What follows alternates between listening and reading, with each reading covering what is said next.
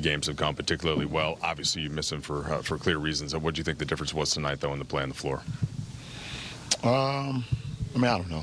Obviously, they scored a bunch of points, but that's what they're capable of doing. I thought we had some chances, but every time we made a run, they was able to come back and either go like an 8-0 run, 6-0 run, whatever the case may be.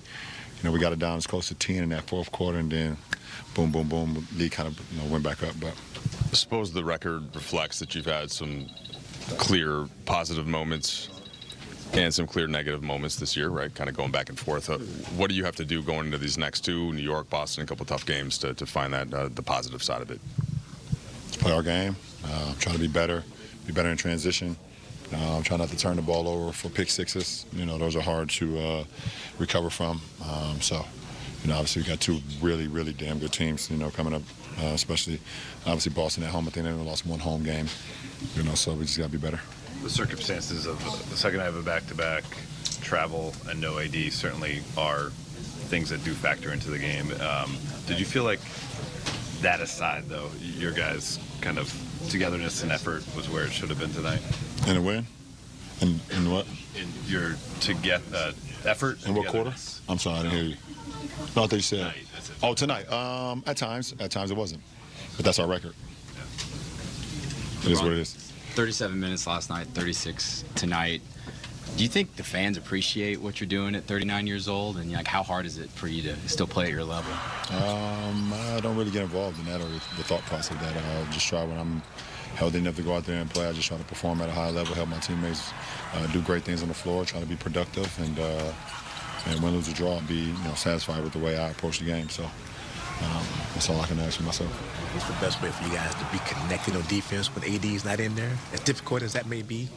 There's got to be more communication throughout the course of a possession, because you can have a little slippage when AD's out there because he protects us on that third line of defense. But when he's not out there, it has to be constant communication and out on the floor. So when we do have the slippage, we at least have guys that's protecting.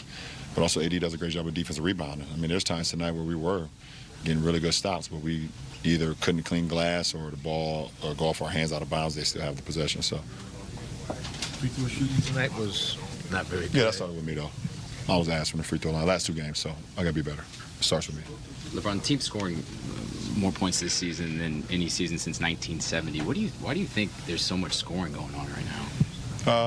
Just the way the game is and the way it's better for the fans and the way the officiates ref the game is for freedom of movement.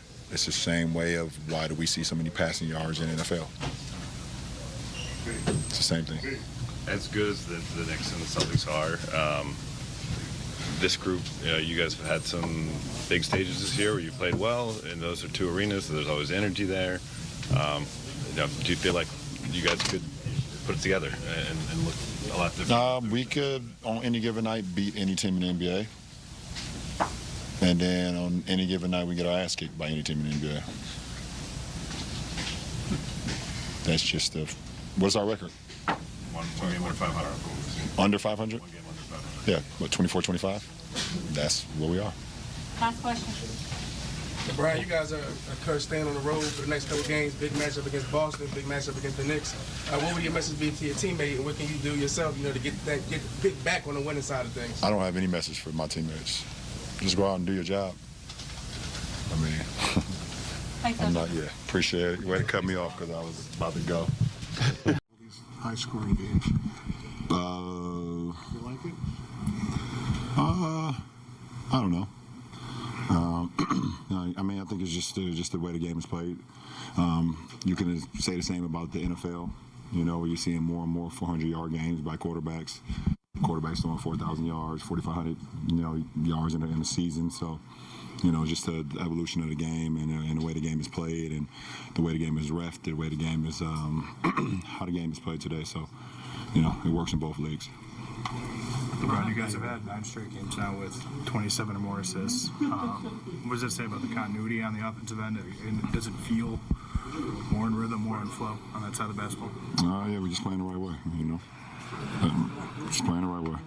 You know, guys are feeling comfortable, feeling very comfortable out there. We got guys that can make shots. We got guys that can make plays, and it doesn't matter who's shooting. How important was that stretch late in the first half where you had a little run there and built a pretty good half? That was key, very key for us to close that quarter out. You know, I think it was like 2.5 minutes where when me and Vando checked in, and then 2-something on the clock, and then we were able to go on a 10-0 run in the half. You know, bump the lead up to 16, going into the third. So that was a big time for us. How valuable is it to have Vando playing at this level again? I mean, it's a Vando we grew accustomed to when we got him last year, and obviously the injuries, you know, put a hurting on him early this season, but he's getting back into form, and that's the Vando we've been missing. Well, when you guys last played the Bulls and lost, your guy over here said, you know, we got to recognize we have enough in this locker room. There's no cavalry on its way. Tonight, you look like a different team with the same guys.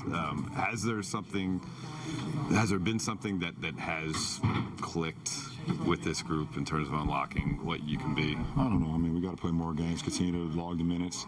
The good thing Coach Ham did is just said, listen, this is the lineup we're sticking with, and we're going to go with that. You know, and, you know, the rotation's been good. Our starting lineup has been consistent over the last few games, and, you know, we have a lot of playmaking, a lot of shot making in that first unit, and then we got guys that come off the bench and know their roles and come in and play at a high level. So it's been working so far. You don't like to take too much time to pause and reflect on things as they happen in your career. This All-Star selection is historic, and just, you know, what does it mean to you to know that like all these great players can't claim to have as many All-Star appearances as you? Well, first of all, like I said, you know, in the post-game interview with Mike, I said, first of all, I give credit to and a lot of respect to my fans who've been along with me throughout this whole 21-year, you know, journey, and vote me in as All-Star starter for the 20th consecutive time. You know, just very humbled. I'm very blessed to be able to do what I love to do, and you know, just try to give back. You know, get back to the game that has given me, you know, over 2 decades. So to be able to know this is a first time ever in NBA history to have, you know, this many All-Star starts or whatever the case may be. It's very cool. I mean, obviously, you know, I grew up watching the All-Star game and seeing the greats out there, and when I started playing the game, I was like, I hope I get an opportunity to play on that floor on a Sunday during All-Star weekend, and I've been fortunate enough to do that 19 times, and it would be 20.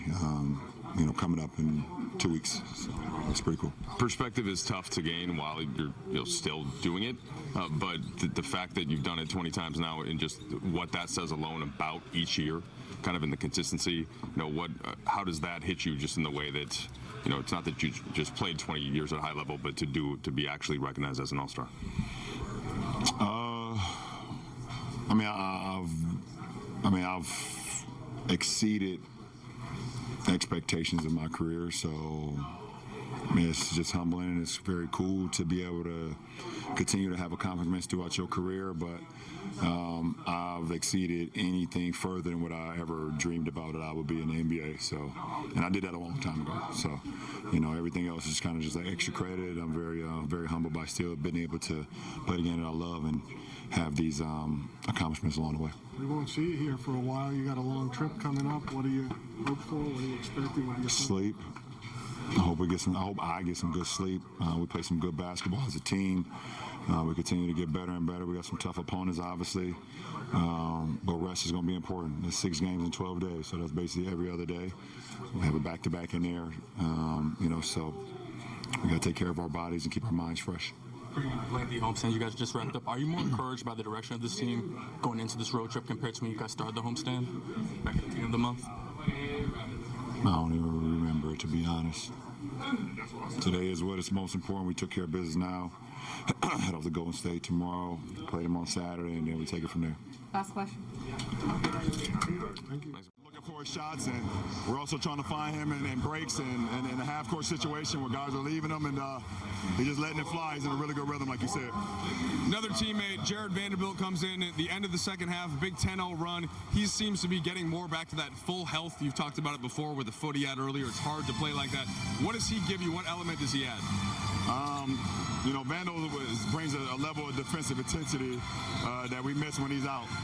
But now he's starting to put the package all together, you know, with his offensive, game.